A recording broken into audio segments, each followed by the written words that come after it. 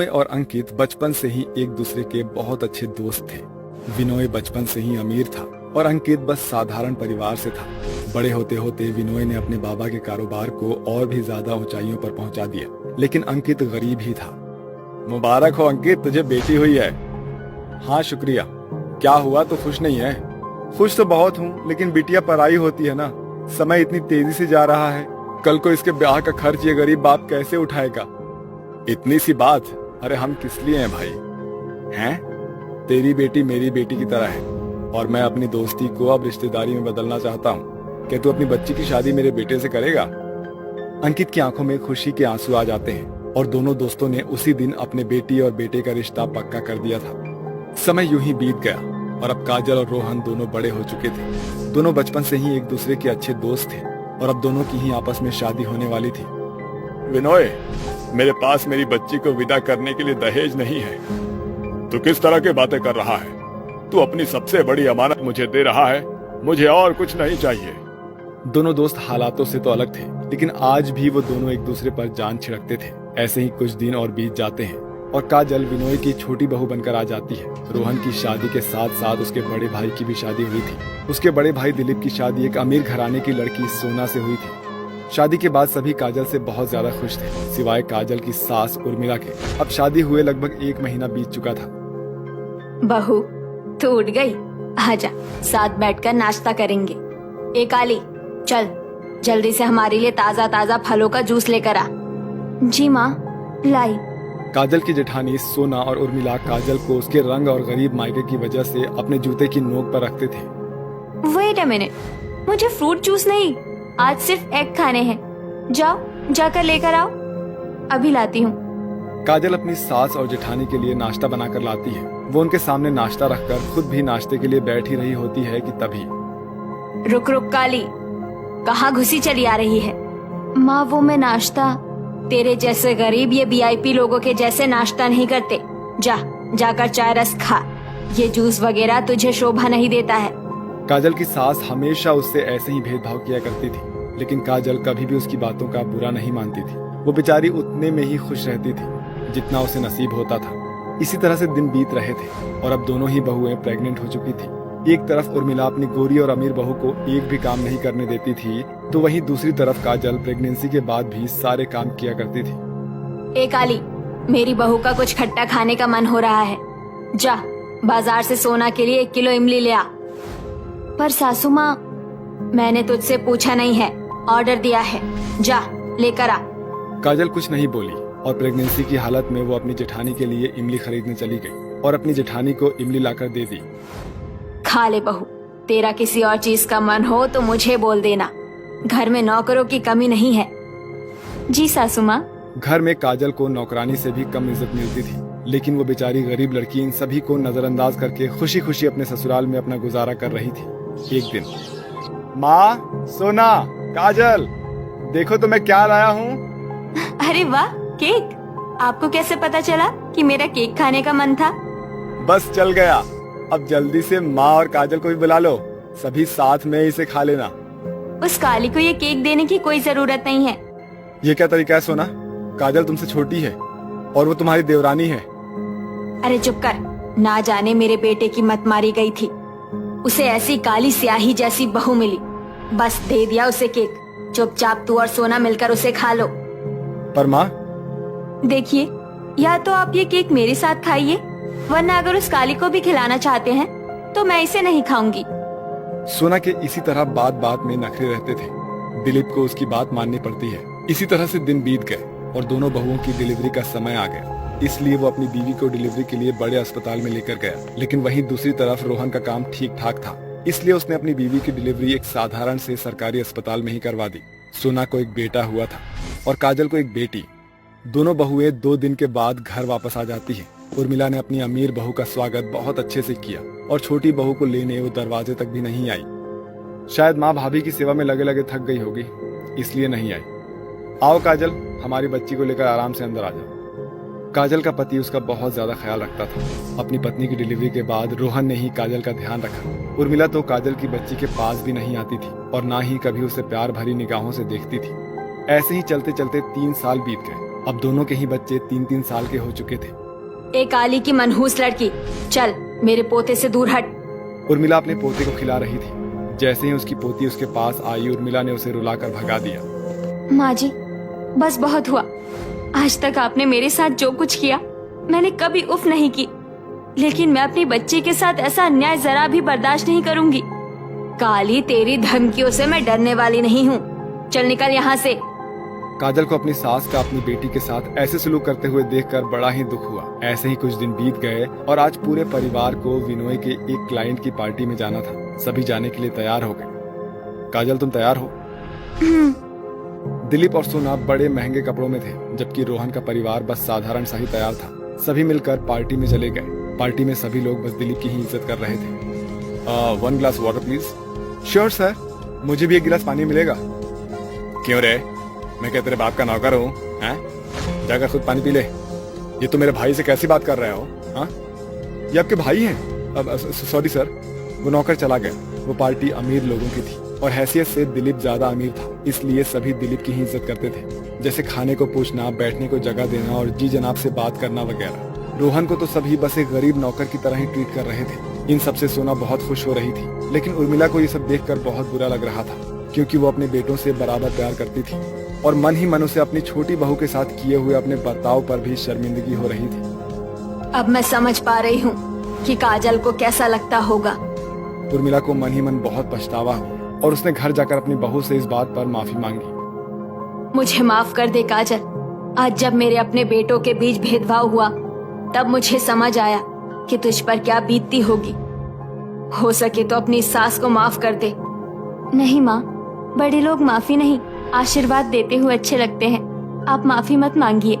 उर्मिला ने काजल के इतना कहते ही उसे गले लगा लिया। तू कितनी अच्छी है बहू, मुझे सच में तू माफ कर देना और अपनी सास को उसकी पोती को भी गोद में उठाने दे।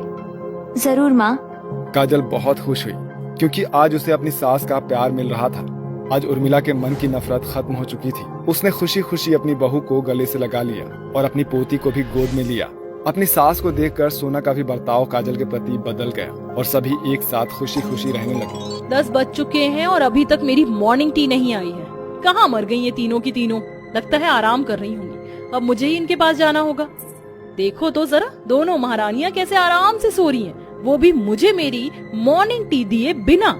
अभी सबक सिखाती हूँ इन्हें तो मैं।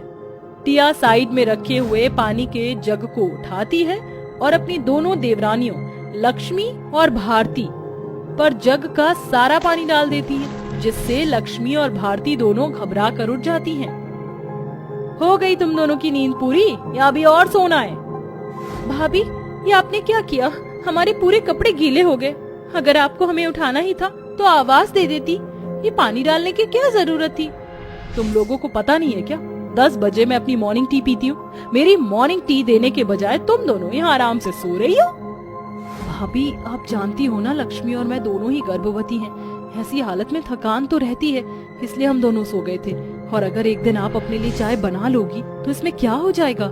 अच्छा, भूलो मत, मैं इस घर की बहू हूँ और तुम इस घर की नौकरानी। जितनी तुम्हारी औकात है उतनी औकात में रहकर बोलो। माना कि तुमने इस घर के बेटों से शादी की है, लेकिन तुम इस घर की नौकरानियों से कम नहीं हो।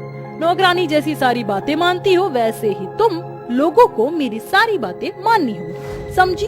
अब जाओ मेरे लिए मॉर्निंग टी और साथ में ब्रेकफास्ट लेकर आओ। टिया इतना कहकर वहाँ से चली जाती है और बेचारी लक्ष्मी भारती बस टिया को देखती रह जाती है। गोमती के 5 बेटे थे, अविनाश, सारांश, नील, कबीर और ध्रुव। गोमती ने अपने छोटे बेटे अविनाश, सारांश और नील की शादी गांव की रहने वाली लक्ष्मी, भारती और कोमल से करवाई थी। वहीं अपने दोनों बड़े बेटे नील और ध्रुव की शादी शहर की रहने वाली टिया और मिनी से करवाई थी। शहर से होने की वजह से टिया और मिनी में काफी घमंड होता है और दोनों ही बहुत चालाक होती हैं। लेकिन वहीं गांव की रहने वाली लक्ष्मी, भारती और कोमल तीनों ही बड़ी सीधी सादी होती हैं। लक्ष्मी और भारती दोनों ही गर्भवती होती हैं, लेकिन ऐसी हालत में भी दोनों शहर की बहुएं सारा काम अपनी तीनों देवरानियों से ही करवाती हैं। ये लो, ये मेरी कुछ साड़ियां, इन्हें भी अच्छे से धो देना। लेकिन भाभी, इन साड़ियों को तो मैंने 2 दिन पहले ही धोया था, ये इतनी जल्दी गंदी कैसे हो गई? गंदी हो गई से क्या मतलब है? मुझे क्या तूने अपनी तरह समझ रखा है जो एक साड़ी को 2 से 3 दिन पहनूं? मैं शहर की रहने वाली एक मॉडर्न लड़की हूँ, इसलिए मैं हर थोड़ी थोड़ी देर में कपड़े चेंज करती रहती हूँ। भाभी मैंने सारे कपड़े धो दिए हैं और मुझे भी खाना भी बनाना है, तो मैं आपकी साड़ियाँ कल धो दूंगी। कोमल की बात सुनकर मिनी का गुस्सा 7वें आसमान पर पहुंच जाता है और वो कोमल के बाल पकड़कर खींचती है और उससे कहती है, भाभी मेरे बाल छोड़िए, मुझे दर्द हो रहा है। भूल मत, मुझे ना सुनने की आदत नहीं है। जो मैंने कह दिया वो पत्थर की लकीर है, इसलिए अभी मेरी इन सभी साड़ियों को धो, वरना अभी तो सिर्फ तेरे बाल पकड़े हैं, आइंदा पकड़ने के लिए तेरे बाल ही नहीं बचेंगे। जैसे तेरी जुबान कैंची की तरह कच कच कच कच चलती है, उसी तरह तेरे बालों को भी कच कच कच काट दूंगी, समझी? मिनी कोमल को जमीन पर धक्का दे देती है और वहाँ से चली जाती है और बेचारी कोमल रोते हुए सारे कपड़ों को धोने लगती है। गोमती भी अपनी गांव वाली बहुओं को कुछ ज्यादा खास पसंद नहीं करती थी। ऐसे ही समय बीतता रहता है, लेकिन दोनों शहरी बहू के बर्ताव में जरा भी बदलाव नहीं आता। ऐसी ही एक माँ, हम लुट गए, बर्बाद हो गए, हमारा सारा पैसा डूब गया। लेकिन कैसे, हमारा बिजनेस तो बहुत अच्छा चल रहा था ना। हमारे बिजनेस बहुत अच्छा चल रहा था, इसलिए हमने सोचा कि हम कहीं पर अपने पैसों को इन्वेस्ट करके उन्हें डबल कर दें और एक और नया बिजनेस स्टार्ट करें। इसलिए हमने अपने सारे पैसे, यहाँ तक कि अपने अपने घर को गिरवी रखकर भी पैसे लिए थे और इन सभी पैसों को बाहर की कंपनी में इन्वेस्ट किया। लेकिन वो कंपनी फ्रॉड निकली, हमारे सारे के सारे पैसे लेकर भाग गई। अब ना ही हमारे पास कोई बिजनेस है और ना ही रहने को घर, हम बेघर हो चुके हैं। अपने बेटों की बात सुनकर गोमती के पैरों तले जमीन खिसक जाती है और देखते ही देखते बड़े से महल जैसे घर में रहने वाला सारा परिवार सड़क पर आ जाता है। भगवान, ये तो हमें कैसे दिन दिखा रहा है। ना जाने मेरे परिवार को किसकी नजर लग गई जो हम लोगों के साथ ये सब हो गया। ये सारी गलती हमारी है। अगर हम लालच में आकर पैसे को इन्वेस्ट न करते तो आज हम सब लोगों के सर पर छत होती। सर पर छत न होने की वजह से पूरे परिवार को दर दर भटकना पड़ता है। कभी किसी पेड़ के नीचे तो कभी किसी के घर के नीचे अपनी रात गुजारनी पड़ती है। मिनी और टिया को इन सभी चीजों की आदत नहीं थी, इसलिए वो इन सभी चीजों से बहुत ज्यादा परेशान हो चुकी थी। अब हम लोग और ऐसे नहीं रह सकते, हमें कहीं ना कहीं से घर का इंतजाम करना पड़ेगा। लेकिन बहू, हमारे पास इतने पैसे नहीं हैं कि हम किराए का मकान ले सकें। तो क्या हुआ माँ जी, हम फिर भी अपने घर का इंतजाम करेंगे। वो देखिए, सामने उस फैक्ट्री में माचिस की तीलियां बन रही हैं, क्यों ना हम वहाँ से माचिस की तीलियां लाकर उन तिल्लियों से अपने घर बनाएं। मिनी का आइडिया सबको पसंद आता है, जिसके बाद बड़े ही सस्ते दामों पर पूरे परिवार को बहुत सारी माचिस की तिल्लियां मिल जाती हैं। सभी लोग माचिस की तीलियां तो ले आते हैं, लेकिन किसी को भी माचिस की तीलियों से घर बनाना नहीं आता था, इसलिए अब सभी दोबारा परेशान हो जाते हैं। तिल्लियां तो ले आए, लेकिन हम लोग का घर कैसे बनेगा? हम लोग ये घर नहीं बनाएंगे, ये तीनों गांव वाली बहुएं ये बनाएंगी। क्या आप कैसी बातें कर रही हैं भाभी? आप हमारे हालात जानती हैं ना, इस हालात में हम घर कैसे बना सकते हैं?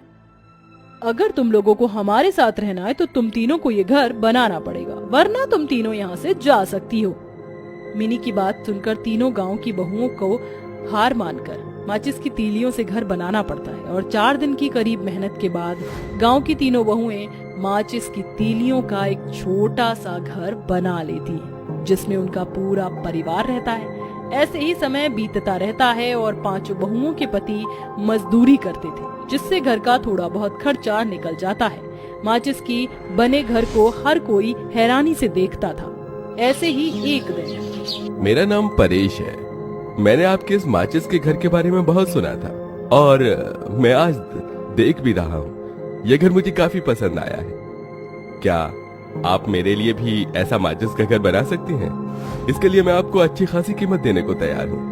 परेश की बात सुनकर तीनों गांव की बहुएं बहुत खुश हो जाती हैं और अपने पूरे परिवार वालों को एक अच्छी जिंदगी देने के लिए दोबारा से मेहनत करके एक और माचिस का घर तैयार करती हैं, जिससे उन्हें एक अच्छी खासी रकम मिल जाती है और देखते ही देखते वो इन पैसों की मदद से वापस से अपना पुराना घर खरीद लेते हैं और बाकी पैसों को अपने पति को दे देते हैं, जिससे वो अपना एक नया बिजनेस स्टार्ट करते हैं। अब तीनों गांव की बहुएं माचिस के घर बनाने वाली बहुओं के नाम से फेमस हो गई थी। आज इन तीनों गांव की बहुओं की वजह से सबको दोबारा से एक अच्छी जिंदगी मिल पाई थी, जिसे देखकर अब दोनों शहरी बहू और सास को अपनी गलतियों का पछतावा होता है और वो तीनों भारती, लक्ष्मी और कोमल से माफी मांगती हैं। कोमल, लक्ष्मी, हम लोगों को माफ कर दो, हम लोगों ने तुम लोगों पर काफी अत्याचार किया। लक्ष्मी और भारती के गर्भवती होने पर भी हम लोगों ने तुमसे सारे काम करवाए, तुम्हारे साथ कभी कुछ भी अच्छा नहीं किया। ऐसी हालत में भी तुमसे हमने जबरदस्ती माचिस का घर बनवाया, लेकिन आज तुम लोगों की वजह से हम लोगों को हमारा घर वापस मिल पाया है। मैंने भी कोई कम गलती नहीं की है, मैं चाहती तो इन्हें रोक सकती थी, लेकिन मैंने भी इनका साथ दिया, मुझे भी माफ कर दे। अपनी सास और जेठानियों को अपनी की गई गलतियों का पछतावा होता देख तीनों गांव की बहुएं उन्हें माफ कर देती हैं, जिसके बाद अब सब खुशी खुशी एक साथ रहते हैं।